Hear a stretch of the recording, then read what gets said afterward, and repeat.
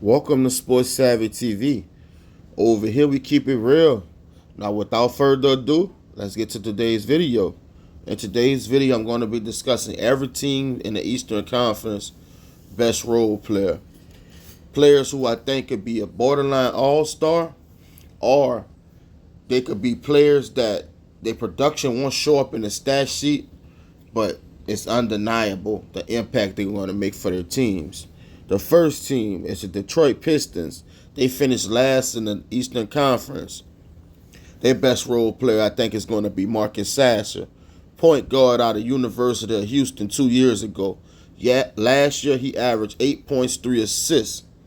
Going into this season, I could really see him putting up 12 or 13 points. He showed flashes last year, and I think in due time, he's going to be the Pistons starting point guard over Jaden Ivey. Next is the Washington Wizards. They finished 15-67. They had a good draft. Their best key role player, in my opinion, would be Malcolm Brogdon, who averaged 16 and 6. But that was for the Portland Trail Blazers. He might put up similar numbers, but his impact is going to be crucial for that team. If y'all can remember, in 2022, he was the sixth man of the year, putting up 14, 4, and 4 for the Boston Celtics. I could see similar numbers for him in a similar situation. Next is the Charlotte Hornets. The Charlotte Hornets are a young team. They're on the rise, though. Their best key role player, I think, is going to be Miles Bridges. He's 15 and 6 guy his whole career, but last year he gave you 21 and 7. Miles Bridges is a good player in this league. He just got to stay on the court and keep his head screwed on tight. You know what I'm saying? He's a good player, nice wing player. Can shoot the three, can cut to the hole, could pass, could do a little bit of everything for you. I could see him being their best role player. Once him and Brandon Miller get on the same page, look out for the Hornets, man. They have a bright future. Next is the Toronto Raptors. I think Jacoby Walter, who was the first round pick at 19, could come in right away and make an immediate impact and be a key role player for them to go along with Scotty Barnes and Emmanuel Quickley. And I think they could form a formidable trio.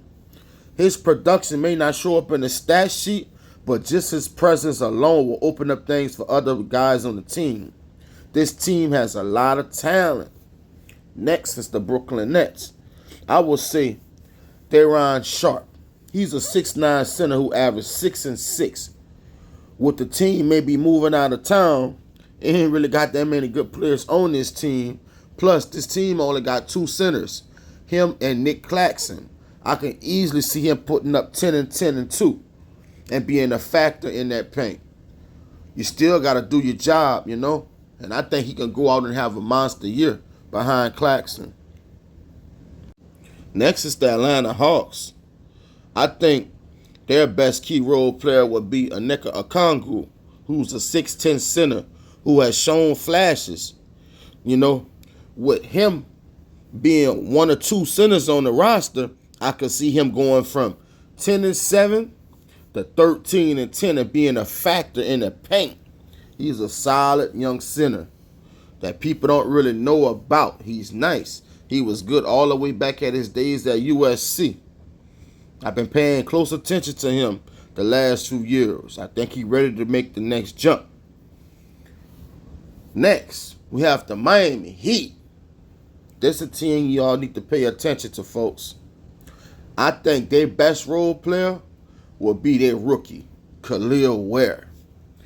He reminds me of Derek Lively, who played for the Dallas Mavericks, but maybe a little better because Khalil Ware possesses a three-point shot, and that dude could run the flow, man. I think the Miami Heat going to put him in that center and let Bam play the power forward position. Or they can let Bam start at the 5 and let him back up Bam. Either way, Bam getting him a running mate that's going to dominate for years to come. That boy, Khalil Ware, is nice.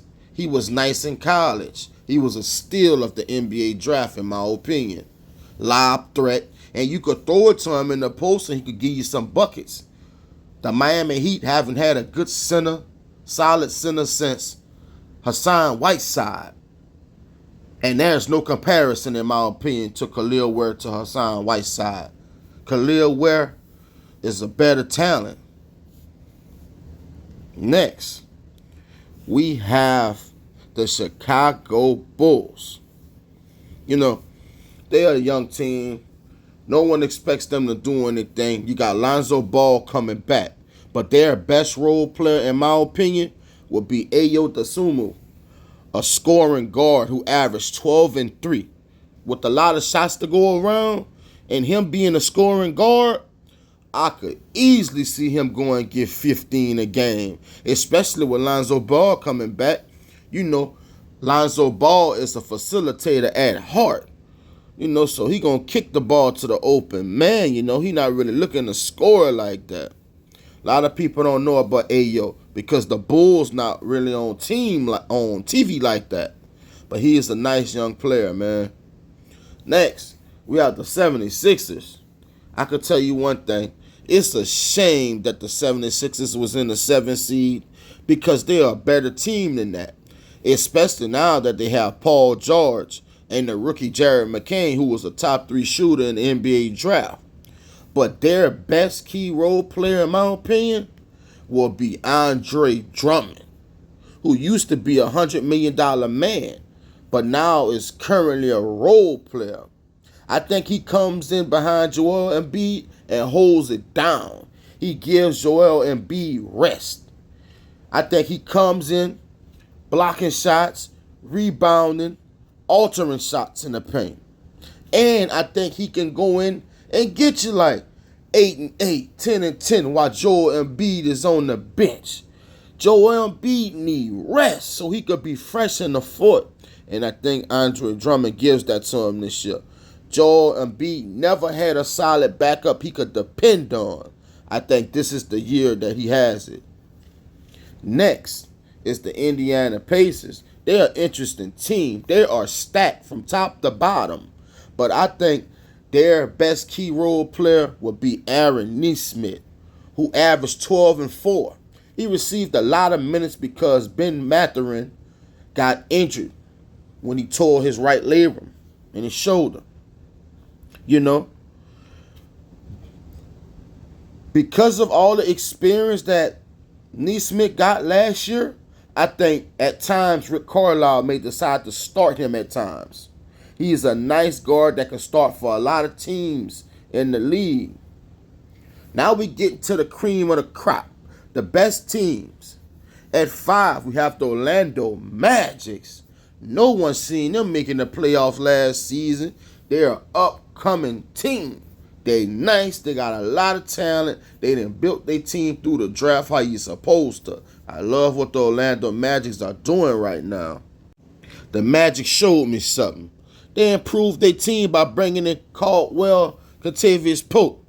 But I think the guy who will be key for them this season will be Tristan da Silva. He's a 6'8" forward who they drafted out of Colorado. He's a jack of all trades. He reminds me of Josh Hart. Besides KCP, he's the only threat from 3. Teams will key in on KCP because his work speaks for itself. He's a 2-time champion and a 38-39% shooter. They're not going to let him get off. And Tristan da Silva will have a lot of open shots. And he's going to knock him down because he was good at Colorado. When a lot of people was talking about Cody Williams and KJ Simmons being Colorado's best player, I always thought Tristan da Silva was. That guy's good.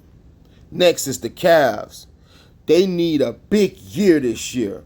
Donovan Mitchell and Jared Allen are locked up. No more distractions. It's time to show up. It's time to be a factor in the Eastern Conference. Their best key role player, in my opinion, will be their rookie, Jalen Tyson. 6'6" forward with a big body who can score, who can shoot. I watched this guy in NBA Summer League. He is the real deal. I'm a big fan of him. He's going to step right in and contribute to this Cavs team that lacked shooting and scoring last year. Watch out for Jalen Tyson. He may even be in the running for Rookie of the Year. That's how good that guy is, man. Next is the Milwaukee Bucks. Once Giannis went down with injury, their season was pretty much done. Damian Lillard tried to hold it down, but it was too much to overcome. In my opinion, their best key role player would be Gary Trent, who signed there on a 1-year deal. He averaged 14, but that was for the Toronto Raptors. I'm not saying he's going to score 14, but he will be a factor. He's a 39% three-point shooter. He will get a lot of open shots off of double teams from Damian Lillard and Giannis, and he must knock them down. He will knock them down. He's going to replace Malik Beasley. In my opinion, he's an upgrade from Malik Beasley. If I was them, I would have tried to sign Gary Trent to at least a 3-year deal. Why play around? He's a good player. Next, we have the New York Knicks. Their best key role player would be Mikal Bridges. He finally could play for something again. It's time to ball out. The Knicks then brought the Nova boys together. They call them the Nova Knicks now. It's time to show up now. I think he could have a year like Ryan Artest had in 03-04 when he was Defensive Player of the Year. That's scary, folks, because Mikal Bridges is gifted way better offensively than Ryan Artest. But if he can go in and try to lock up every player and do it in dramatic fashion, Mikal Bridges could be in the running for Defensive Player of the Year. This dude is cold. He never misses games. He can make the open three. Can put the ball down some. Great team guy. I'm looking to see what he's going to do with these Knicks, man. Last but not least, we have the defending champs, the Boston Celtics. Their key role player next year will be, this might shock a few of y'all, Xavier Tillman. He's a solid, undersized big man who played for the Memphis Grizzlies. He was a big factor in their championship run. The only big man that the Celtics have is Al Horford, who's up there in age. And you got Kristaps Porzingis, who always gets hurt, just like he got hurt last year. I don't think that's going to be a problem because they bought in Xavier Tillman, who can play ball. He got a nice jumper, he tough, and he can rebound. And he going to play some defense in the paint. So they not going to skip a beat. I could expect Xavier Tillman to get a lot of Al Horford minutes, Al Horford is basically there for the playoffs and basically there as a mentor at this point in his career. He got his championship. He just tagging along, A lot of players at the end of their career like to do that. Ain't nothing wrong with it. If this video do good, I'm going to do all the teams in the Western Conference. If you made it all the way to the end of the video, salute to you.